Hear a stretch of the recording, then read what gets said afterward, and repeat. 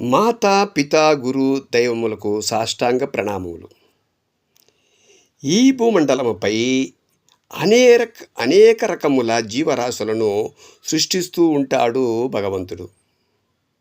కానీ మానవ జన్మ ఏ విధంగా సృష్టిస్తాడో తెలుసా?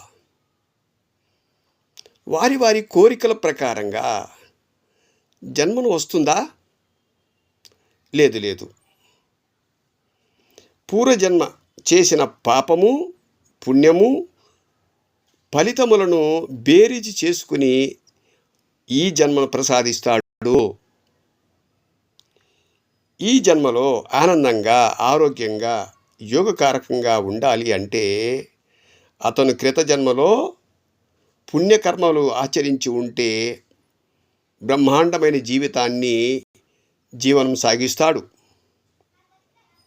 వారి కర్మఫలం పాప పుణ్యముల ప్రకారంగానే శ్రేష్ఠుడుగా గొప్పవాడుగా పేదవాడుగా జీవిస్తాడు. ఈ విషయాన్ని మనం ఆలోచిస్తే మనకు అర్థమవుతుంది.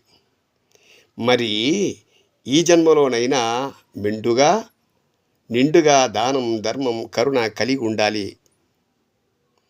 పాపకర్మలను మాని ధర్మం వైపు ప్రయాణం చేస్తే ముక్తితో పాటు గొప్ప జన్మ కూడా మనకు లభించగలదు మిత్రమా.